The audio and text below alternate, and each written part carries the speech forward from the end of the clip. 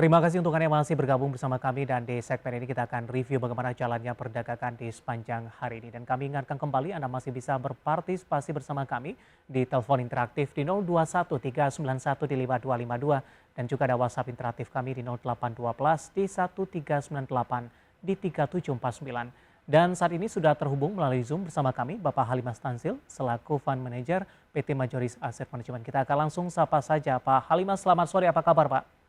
Ya, selamat sore Mas David. Terima Kabar baik. terima kasih Pak Ya, Halimas sudah meluangkan waktu di IDX Channel, tapi tampaknya kabar kurang baik nih Pak Halimas untuk indeks harga saham gabungan hari ini tertekan cukup dalam dan level 7.100-an kembali ditinggalkan. Secara fundamental Pak Halimas, para investor global tidak hanya domestik ini menunggu rilis dari data inflasi Amerika Serikat yang akan dikeluarkan pada Jumat malam nanti waktu Indonesia Barat, kemudian juga pekan depan The Fed akan melakukan pertemuan. Nah, data inflasi ini tampaknya menjadi acuan. Memang diperkirakan sudah mulai melandai, tapi masih jauh dari target The Fed di 2% untuk inflasi. Artinya peluang untuk kenaikan suku bunga acuan Bank Sentral Amerika Serikat masih terbuka cukup lebar. Bagaimana analisis Anda? Sikap dari para investor perdagangan hari ini sambil menunggu data makroekonomi tersebut, Pak Halimas?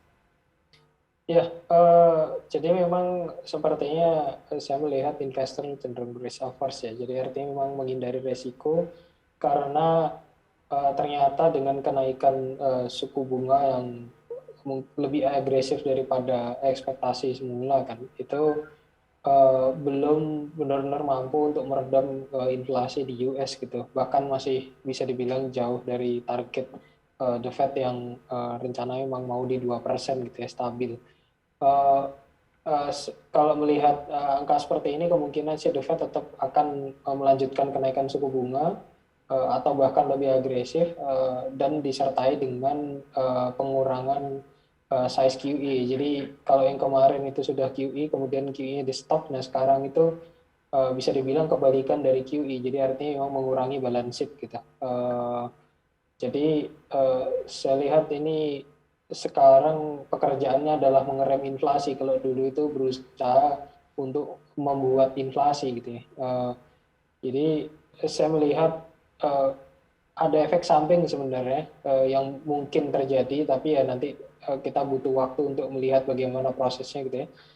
Salah satu efek sampingnya adalah kalau misalkan uh, inflasi terus tinggi dengan kemudian dengan cara menaikkan suku bunga yang cukup agresif, ada satu titik di mana nanti inflasi itu akan anjlok, tetapi suku bunga sudah terlanjur tinggi, sedangkan untuk menyesuaikan kembali itu juga butuh waktu. Jadi bisa dibilang seperti kalau kita lagi ngegas mobil yang cukup kenceng terus kemudian kita ngerem mendadak, tentu goncangan itu akan terasa. Nah, yang dikhawatirkan adalah efek samping dari goncangan ini tadi, yaitu karena kenaikan suku bunga The Fed yang cukup agresif.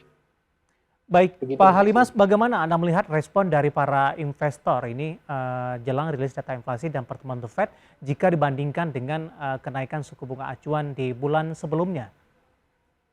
Ya, saya pikir investor masih ekspektasinya adalah kenaikannya cukup agresif, jadi masih ekspektasinya adalah naik, mungkin naiknya bahkan di 50 bips dan bisa jadi akan dilanjutkan dengan kenaikan-kenaikan di meeting-meeting berikutnya gitu. Tetapi itu tentu akan bergantung pada data inflasi, tetapi kalau kita lihat data inflasi yang masih tinggi sampai sekarang, peluang kenaikan lanjutan itu masih cukup besar ya. Sehingga akhirnya dengan harga komoditas yang harga energi terutama ya, yang ternyata cukup tinggi dan agak stabil di harga atas, ini juga membuat ekonomi mulai goyang juga karena ketika mau bangkit ternyata bahan bakarnya harganya naik gitu, sehingga ini juga bisa dibilang sudah cost pinjaman naik, ternyata harga energinya juga naik, sehingga ini seperti double gitu ya ketika mau bangkit ekonominya. Nah ini jadi salah satu tantangan yang mungkin ke depan kita akan coba lihat lebih lanjut lagi seperti apa nanti langkah pemerintah maupun The Fed. Baik Pak Halimas, tekanan yang terjadi cukup dalam hari ini pada beberapa saham perbankan big cap begitu, koreksi di 2 dan 4%. Bagaimana Anda melihat antisipasi dari para investor? Sebenarnya kalau The Fed kembali menaikkan suku bunga acuan, dampaknya kepada sektor perbankan seperti apa? Apakah justru diuntungkan atau justru tantangan ke depan dari perbankan akan lebih cukup berat? Sebenarnya kalau khusus sektor perbankan di Indonesia mungkin akan lebih sensitif kalau BI rate yang naik ya. Tapi ini tampaknya pengaruh globalnya ini lebih ke nggak hanya di sektor perbankan, tapi di seluruh sektor atau memang secara keseluruhan adalah makro Indonesia gitu ya. Karena BI ini sebenarnya kan pinginnya ngejaga supaya suku bunga BI ini nggak naik terlalu cepat gitu ya. Tetapi di satu sisi BI juga mempertimbangkan bahwa kalau BI tetap menahan di angka 3,5% terlalu lama, sedangkan di US itu suku bunganya naik gitu ya. Kita mungkin bisa lihat dari indikasinya US Treasury Yield gitu ya.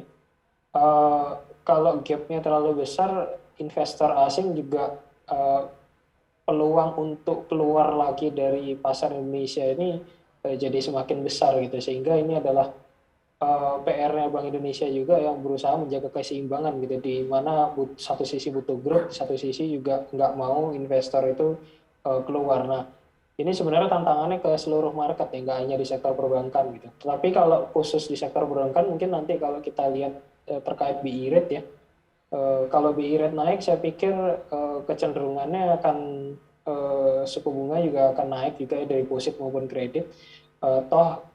Dengan suku bunga yang sekarang ini, kredit itu sebenarnya sudah mulai tumbuh ya. Di 2 bulan terakhir ini growth-nya cukup bagus, seperti growth bulan per bulan di masa normal, kira-kira seperti itu, Mas Dewa. Baik, Pak Halimas, dengan kita mencoba memproyeksi beberapa skenario yang akan terjadi untuk rilis data inflasi nanti malam, kemudian pertemuan The Fed pada pekan depan. Arah pergerakan indeks harga saham gabungan di pekan depan akan seperti apa dengan posisi yang ada saat ini, kemudian dengan segala kemungkinan yang terjadi. Kemudian bagaimana posisi saham-saham perbankan yang juga untuk perdagangan di pekan depan, Pak Halimas? Ya, kalau saya melihat mungkin di minggu depan lebih banyak sentimen negatifnya ya. Jadi karena ini dari sisi global juga ada ketakutan bahwa suku bunga The Fed akan naik lebih agresif gitu ya. Di satu sisi ada harga energi masih tinggi, sedangkan dari sisi domestik ini kan dengan harga energi tinggi, tapi pemerintah berusaha menjaga inflasi supaya nggak naik gila-gilaan gitu ya, dengan berbagai macam cara gitu, termasuk salah satunya mungkin subsidi. Jadi ini memang bisa dibilang salah satu hot sentiment ya, yang mungkin perlu dipertimbangkan gitu. Apakah domestik ini terutama pemerintah gitu ya cukup kuat untuk Ya, menahan itu. Jadi saya pikir sentimennya mungkin minggu depan nggak terlalu bagus, tetapi secara keseluruhan sebenarnya market 2022 ini masih akan bagus karena melihat potensi recovery di Indonesia ya terutama, oke. sama proyeksi pertumbuhan earnings. Baik Pak Gitu. Halimas, hari ini indeks harga saham gabungan ditutup di level 7.086, tahanan support yang mungkin bisa diperhatikan untuk perdagangan di pekan depan, Pak. Oke, saya lihat sih mungkin untuk IHSG di 6940 ya, itu support terdekat ya. Itu support yang paling kuat di 6500. Bagaimana melihat arah pergerakan dari perbankan big cap di pekan depan, Pak Halimas? Dengan koreksi yang cukup dalam di perdagangan hari ini, terutama untuk empat Eh, perbankan big cap dalam hal ini. Oke, saya melihat masih akan ada lanjutan koreksi ya, tapi mungkin koreksinya masih bisa dibilang wajar gitu ya. Saya pikir karena supportnya juga cukup dekat, kayak kita ambil contoh misalkan kayak di BCA gitu, saya melihat di sekitar 7.200 itu support, jadi kalau dari harga posisi sekarang juga paling minusnya 2-3% gitu. Jadi untuk bank-bank besar yang lain juga mirip-mirip, jadi saya pikir masih ada peluang minus, tetapi bukan yang sangat agresif gitu. Oke, artinya belum direkomendasikan untuk masuk di level penutupan perdagangan hari ini, Pak Limas, Kalau, mengingat kalau masih ada potensi penurunan yang akan terjadi? betul, saya pikir nggak perlu buru-buru ya. Mungkin nanti Ya, di ke depan bisa lebih ke buy and weakness ya, gitu. baik. Dari perbankan kita bergeser ke saham-saham teknologi ini. Ini juga cukup menyita perhatian, terutama untuk Goto. Hari ini Goto di tengah pelemahan indeks harga saham gabungan justru ditutup di zona hijau di 0,52% dan ditutup di level 386. Sementara kalau kita perhatikan untuk saham-saham teknologi lainnya justru mengalami tekanan yang cukup dalam. Ada Buka yang hari ini juga mengalami koreksi yang cukup signifikan, Pak Halimas. Bagaimana Anda melihat peluang Goto untuk pekan depan dengan penguatan yang terjadi di tengah pelemahan indeks harga saham gabungan? Di satu sisi, saham-saham teknologi juga cukup sensitif terkait dengan kenaikan suku bunga ini, Pak Halimas. Ya, saya melihat eh, peluang turun itu ada ya, dan bahkan saya melihat mungkin lebih besar di peluang turunnya gitu. Ini kan beberapa hari terakhir, nah ini kan salah satunya karena memang kebetulan Goto masuk ke indeks LG45 ya. Jadi saya pikir salah satu support demand-nya adalah dari situ gitu. Tapi ketika sudah selesai, mungkin para indeks fund sudah selesai masuk, saya pikir Goto belum ada cerita yang cukup signifikan ya dari sisi bisnis gitu. Rekomendasinya Pak Halimas sebelum jeda untuk Goto? Saya pikir stay away dulu ya. Jadi nggak perlu buru-buru masuk. Baik, ditutup di level 386 di 0,52%. Support dan resisten, Pak. Ya, support terdekat di 360, resisten terdekat di 406. Oke, untuk Goto yang hari ini anomali pergerakannya dengan indeks harga saham gabungan justru ditutup di zona hijau di 0,52% di level 386 meskipun tadi sempat mengalami koreksi yang cukup dalam di 370 dan lagi-lagi keputusan investasi tetap ada di tangan para investor dan trader pasar modal Indonesia. Pak Halimas, menarik, nanti kita akan coba lihat saham-saham pilihan apa saja yang Anda rekomendasikan diperdagangkan di pekan depan. Pertanyaan masuk di WhatsApp interaktif kami sudah cukup banyak, nanti kita akan coba ulas satu persatu. Dan pemirsa, kami akan segera kembali usai jeda berikut ini.